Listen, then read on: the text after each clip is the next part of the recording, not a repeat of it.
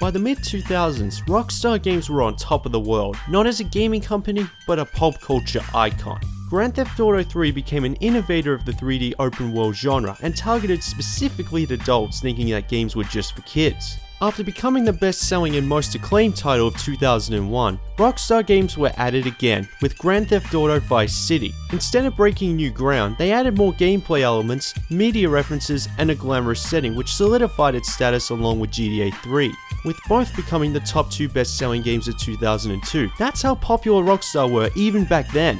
They continued to release games in that span, including a sequel to Midnight Club and new IPs Manhunt and Red Dead Revolver. But once again, all fans were thinking about was Grand Theft Auto, and Rockstar were going into the next follow-up knowing they had potential waiting to be fully realized. By 2004, the 6th generation of gaming was at its prime, but with the Xbox 360 and PlayStation 3 around the corner, Rockstar wanted one final push of what the renderware engine was capable of. A year before, rumors swirled that this new GTA title would be set in either Los Angeles or Las Vegas. It turned out they were doing both, and San Francisco in one megalithic state. Grand Theft Auto San Andreas was released for the PlayStation 2 in October 2004, and for the PC and Xbox on June 2005. Throughout my entire life, I can't think of anything I've played more than GTA San Andreas. Seriously, I've lost count on how many times I've completed all the missions, and I can probably imagine the entire story in my head if I tried. It's also the first game I ever reviewed on this channel.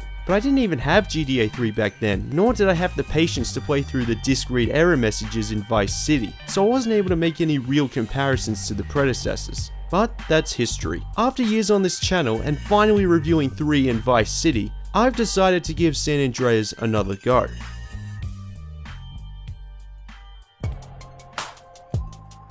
Set in 1992 San Andreas, Officer Frank Tenpenny is a corrupt police member of Crash, who is allied with the ballers who flood the streets with drugs. I ain't worried about that, Pulaski. Pendlebury's more of a concern. If he does what he's threatening, then shit's about to get real interesting.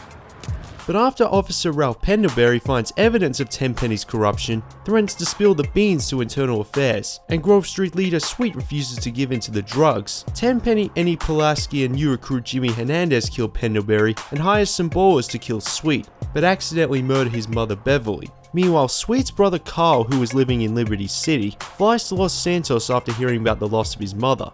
After 5 years on the East Coast, it was time to go home. But after leaving the airport, he's immediately arrested by Tenpenny. Welcome home, Carl. Glad to be back. You haven't forgotten about us, have you, boy? Hell no, Officer Tenpenny. I was just wondering what took y'all so long. And I'm just wondering how many times I've seen this cutscene. Tenpenny threatens to frame CJ for the murder of Pendlebury if he doesn't work for him. When we want you, we'll find you. In the meantime, try not to gun down any more officers of the law. After being kicked out and left with nothing, CJ realized after the first day back that Grove Street families are the smallest gig in Los Santos, his own family is dysfunctional, and the streets are contaminated by drugs. Damn dope fiends and drug addicts everywhere in the city. Piss me off. Look like it's up to us then. CJ decides to stay in San Andreas and help Grove Street get back on their feet, rid the drug operations on the street, and become the ultimate business tycoon because it's Grand Theft Auto. I thought it was just a case of opening the doors and letting suckers give you their money.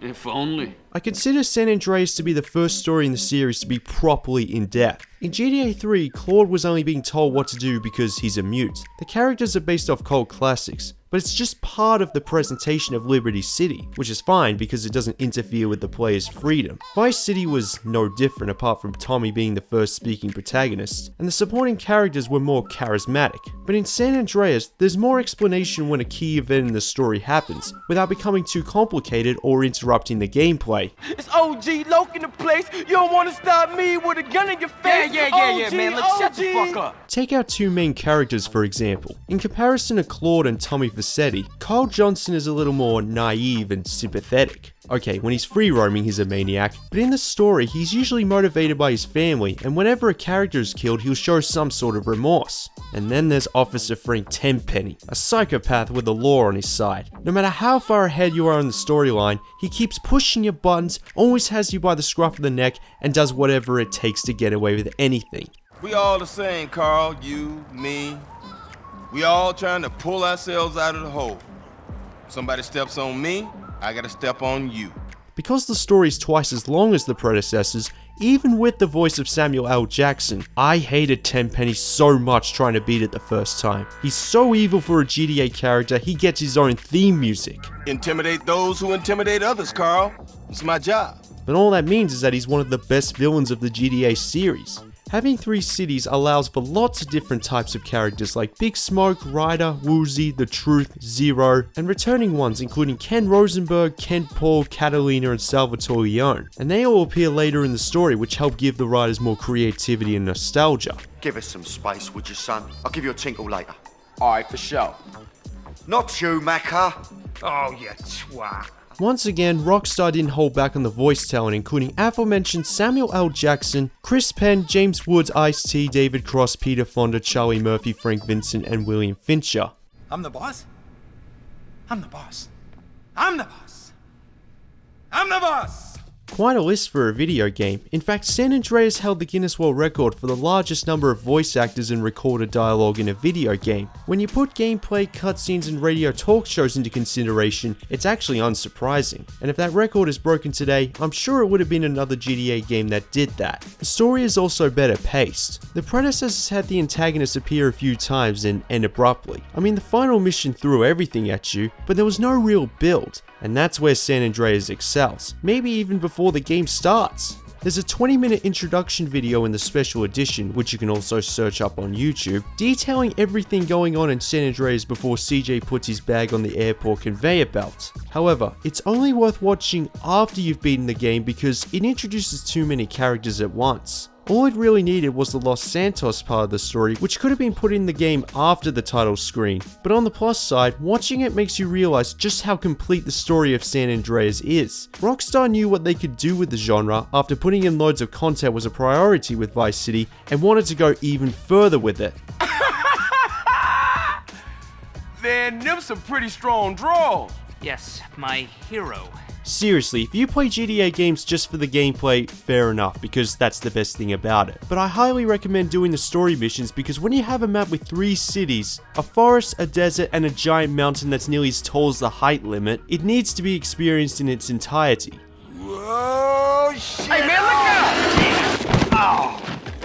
While Grand Theft Auto games are mostly love letters to pop culture, a lot of the elements in San Andreas are also taken from real-life events. Like the LAPD corruption scandal in the late 90s, the crack cocaine epidemic in the 80s, and the 1992 Los Angeles riots. The writers truly did their research. As if the ghetto ain't wrecked enough.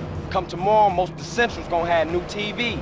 The PlayStation 2 library is full of games that push the console's limits, like Gran Turismo, Metal Gear Solid, or Jak and Daxter. Whereas Grand Theft Auto games are system pushes in the sense of how much content can you put on one disc. Now even back in 2004, San Andreas wasn't the best looking game on the market. The frame rate can get a little choppy and cutscenes have uneven flashy effects. But there must have been a lot of technical loopholes the programmers found, like using the same texture over and over, dual layer DVDs, something like that, because Dan Houser thought the team was held back by the PlayStation 2's hardware, yet they multiplied literally everything Vice City had with the same limitations. This is why it's more than forgivable if it looks rough around the edges today. It's yet another legendary technical achievement by Rockstar, and a template of how to make a good open world game even today. CJ, jump on that helicopter!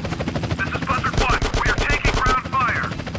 In fact, you could say that this map is too big for its own good. Sure, you had access to the map in the pause menu, and a waypoint system was introduced so you can pinpoint exactly where you want to go, and it's marked on the HUD in-game. But there will be missions where it can take over 5 minutes just to reach a waypoint, and this was before taxi systems and in-mission checkpoints were implemented. There's one mission where you have to get the photos of the Loco Syndicate. First you have to meet with Caesar and drive his lowrider to Angel Pine, so you're essentially driving from one side of the map to the other. I mean, not allowing the car to be destroyed might be the real reason why this mission is tedious. Lowriders are easy to roll. But my point is that most of the ones that involve driving from one side of the map to the other to reach a marker can be infuriating because if you fail it, you have to drive a long distance again just to have another go. And it sucks the fun out of the game until you beat that mission. Despite this, overall they're well designed, especially the casino heist. That's probably my favorite mission. Hey, speak up! We can't hear you back here! I appreciate your input, But please, fuck off. What'd he say? He said fuck off. Come on, let's get out of here. It takes just under 20 hours to complete the storyline missions, which is a lot. In addition to all the other things to do on the map, which we'll get to, achievement hunters are going to have a long field day with San Andreas. Many say that wrong side of the track or supply lines are the hardest missions. Personally, I think End of the Line or Air Raid are the hardest, the latter especially on the console version. But whatever you think, because those missions are all over the place in the storyline, the difficulty curve is inconsistent, so watch yourself. That shit was tight. Tight? Man, that shit was shit. Basically, make sure you have full health and armor before each mission. Since I've beaten it on the PC and PlayStation 2 several times, I know it's not impossible, but expect more than one attempt. You don't need it now. This is so exciting, Tommy. It's like old times. Who the fuck is Tommy? In GTA 3 and Vice City, the missions on foot mostly involve head-on attacks. You can lock onto enemies, but there's no cover system, and I've occasionally had to snipe them to avoid instant death. But when you go from being stuck in the city center to roaming an entire state, the controls needed a revamp, and that's exactly what happened. CJ can crouch, which increases weapon accuracy, and can use low objects for cover. He can jump onto ledges, which allows for more elaborate level design, and swim. Not only that, but dive underwater. It's only useful for a few missions, but being able to swim is a massive step forward from this. And one thing that goes underrated in the console versions anyway, is being able to control the camera with the right analog stick whether you're on foot or in a vehicle. In GTA 3 and Vice City, all you could do was look around in first person while standing still, which means even the console version does a good job emulating the PC's ability to strafe while aiming, although the manual aim is still too sensitive. New weapons include silenced pistols, desert eagles, heat-seeking rockets, satchel charges, and melee ones like pool cues, shovels, dildos, yeah really, and flowers, yeah really. No mods here. Who would have thought that swatting at a gas pump with flowers would cause the station to explode? What? There are even fire extinguishers and spray paint cans which actually work the way they're supposed to, yet they're effective against enemies. But the most effective is the knife, because you can sneak and perform a stealth kill from behind, which is handy in certain missions. San Andreas also introduces RPG elements, or statistics, where if you shoot a weapon for a certain amount of time, you increase your skill with that weapon. Like Vice City, there's a shooting range in one of the ammunition stores which can help increase your weapon skills faster, as well as tick off a task from the 100% checklist. The number of cars, bikes, boats and planes is increased. You can even find go-karts and hovercrafts. The vehicles control the same, but as you pick up speed, the background blurs, which looks cool, though cars are still easy to roll. Don't give me a hard time about my driving. I ain't got the energy for it, man.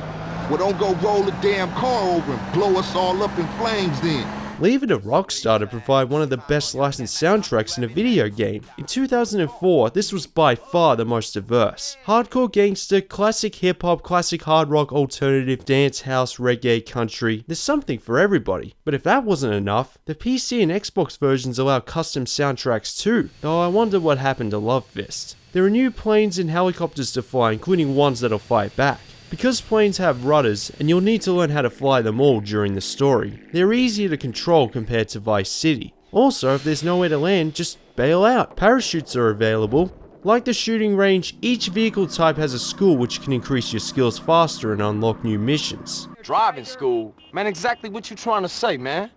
Nothing, man, nothing. It's clear that the RPG elements played a huge role in increasing the player's freedom, but as usual, if you're used to GTA 5, it'll take a moment for your mind to adjust to the gameplay of San Andreas. It doesn't feel as fluent, and most enemies simply charge at you when you're close. But think about this, apart from the cover system, special abilities and multiple protagonists, the controls in GTA 5, jumping on ledges, drive-by shooting, sneaking around, swimming underwater, all of these things are implemented in San Andreas. I mean, it's a lot more refined in GTA 5, but still, that's how far ahead San Andreas was in 2004. And as usual, everything comes together perfectly with the limitless level of freedom this game provides. If you do want a little extra, there's plenty of money to be made racing. You talking illegal street racing? Hell yeah! There are over 30 races scattered all over the map for every vehicle type, including cars, motorbikes, mountain bikes, planes, helicopters, boats, and stadium/skate park challenges including demolition derbies, trial runs, and stunt shows. The reliance on assets continues to be strong. Although you can only purchase 2 optional properties, there are 10 assets to unlock, mostly whenever you enter a vehicle or marker which triggers the mission. And because it's a big map, there are 37 safe spots. Handy because there's no autosave feature. One of those assets is the result of becoming the most powerful gang in Los Santos. He's taking the fight to the enemy, showing all of us how he used to be. One of the key parts of San Andreas is taking over territories which earns you money, respect, and Grove Street members carry more powerful weapons. The gangs are color-coded on the map, shooting at rival gangs will start a battle, and surviving all the waves will claim a territory. The shade of the color also determines the gang presence in that area and the difficulty of taking it over. The strongest ones can be challenging because some territories are too small to start a gang war with, and all the enemies in the final wave carry an AK-47, and they can suck your health dry in a second. Fighting fire with fire is usually my strategy. Occasionally you'll need to defend your territory, but you can save yourself the trouble, no pun intended, by going to the nearest safe house. And you need to take over enough territory to gain access to the final mission, so it's mandatory to get your head around. We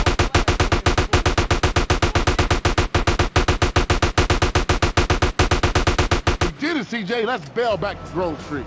Other random things to do in order to complete 100% include lowrider competitions, vehicle schools, midnight burglaries, pimping, freight train delivery, trucking, vigilante, taxi, firefighter, and ambulance. I always do this one ASAP, because the missions in San Andreas usually take longer to beat, so having twice as much health and armor at the start comes in handy. The hidden items have gone up from 100 to 270, and are replaced with graffiti tags, photography spots, oysters, and lucky horseshoes. I remember finding everything at once, and sometimes it would take me over 10 minutes just to find one of these hidden items. It's better to wait until the jetpack is unlocked because you can just fly to specific locations. Yeah, a jetpack is another way of getting around. Like the predecessors, finding all these hidden items will give you weapons at major safe spots. The community missions will give CJ an upgrade like fireproof or maximum health, and the reward for completing 100% is infinite ammo. Well, it's been nice talking to you, but I got some money that needs spending on some expensive trash. Rockstar have also taken steps into increasing the freedom of the character itself, as you can also purchase clothing, not like whole outfits in Vice City. San Andreas has 6 different retailers categorized by price and style, and each safe house has a wardrobe so you can pick up what to wear at any time. Could you imagine Claude or Tommy rocking a mohawk haircut, a biker jacket, and no pants? Hey, that's a good look. These old rags. However, I recommend not wasting too much time on the wardrobe, because it takes ages to load up a piece of clothing. Whenever you're scrolling through, you can't see it until you select it, and it takes 5 to 10 seconds to walk out the closet, look around the mirror, then pick whether you want to wear it or not. At least if you get a tattoo, which is also another customization option, the selection is on screen so you can scroll through almost instantly. The only benefit of the doubt I can give Rockstar is that it was the first GTA title to have character customization of this magnitude.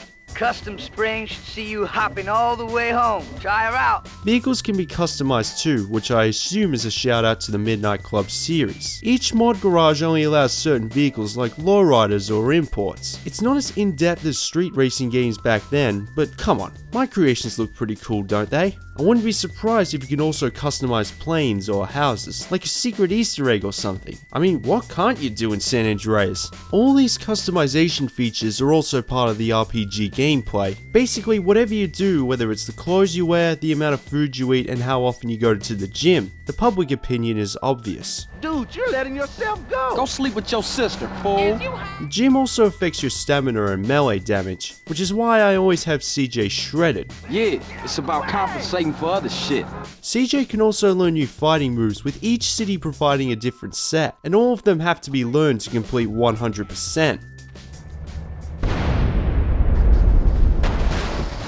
One thing I never mentioned in my review of the predecessors were the cheat codes that only enhanced the crazy experience, like cars being invisible or the weather changing. Okay, maybe they don't sound as exciting as I'm putting out. They're mostly used for replenishing health and ammo and rampage runs, but they were hilarious back in the day.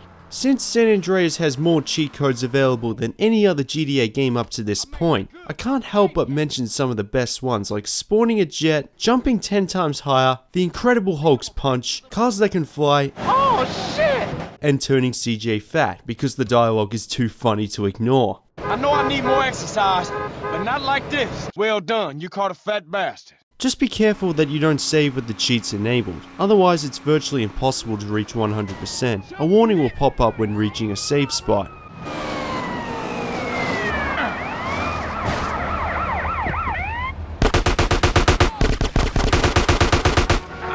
tend to wait until I complete all the storyline missions so that the entire map is available and my weapon arsenal is stacked. What hasn't been said about rampaging in GTA? Being an open world game means that whatever's given to you can be ignored and you can just explore for yourself, even if that means leaving a trail of destruction. It's a world without rules, and once you're either busted or wasted, you walk out and continue where you left off.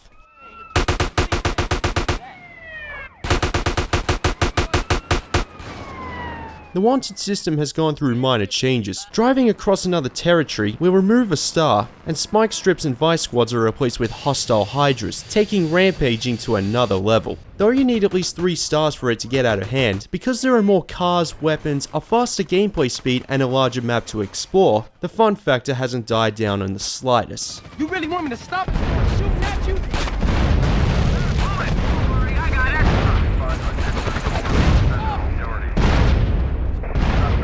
Throughout the game, CJ can get girlfriends whether it be from missions or random encounters. Impressing them will increase their progress meter, which can unlock their cars and special outfits. Oh, and they can invite you to their house for coffee depending on the progress meter. I thought you never asked. See where I'm going with this. In an unmodified copy of San Andreas, accepting a coffee from your girlfriend will show the exterior view of the house, and that's it. But when the PC version came out on June 2005, only a couple of days later, a mod was released to unlock an unfinished interactive sex minigame hidden in the code, aka hot coffee. Even Rockstar thought it was in bad taste and decided to not have it in the game, but it was all but finished when the decision was made, and they chose to make it inaccessible to avoid wasting time and resources, hoping that modders wouldn't find it, but they did. And in addition to third-party modding systems unlocking the sex minigame on the console versions, and all of it becoming public, unsurprisingly, parents, activists, and politicians were max-level furious at Rockstar. Even the ESRB, who investigated the game's code, re-rated San Andreas to adults only, effectively banning it from major retail outlets. Because it was the best-selling game of 2004, Rockstar had no choice but to recall all copies of San Andreas costing them millions, and release a new version which completely removed the hot coffee minigame from the code, and created a cold coffee patch so that putting the mod in the game would cause a crash. The hot coffee mod was the driving force for the Family Entertainment Protection Act, and the designated scapegoat in numerous criminal and civil lawsuits dragging all the way to 2009. How about a little coffee? No, I like ice cream, not coffee. But despite the controversy, as of 2011, 27.5 million copies of GTA San Andreas have been sold, which is more than its successor GTA 4, and 17 million of those copies were sold on the PlayStation 2 alone, making it the best-selling game on that system. Fucking amazing! And I'm not surprised. When I saw this for the first time in 2004, I thought video games couldn't get any better than this. The atmosphere, the early 90s presentation, character customization, massive levels of variety, detailed storytelling, and 3 whole cities that span as far as the eye can see. All of it combined into one of the Goliaths of the 6th generation. Sure, subsequent GTA games are more refined, but the earlier ones like 3, Vice City, and San Andreas are extremely important for their role in involving the open world genre. Anyone who grew up with San Andreas will tell you that it's one of the best games ever made, and I concur. Shit, that's gonna be a hell of a story to tell when we pass in the blunt. Damn, that was some serious shit. Woo! Fuck this. We gotta get out of here. Right is right. Everybody split up, we'll meet up later.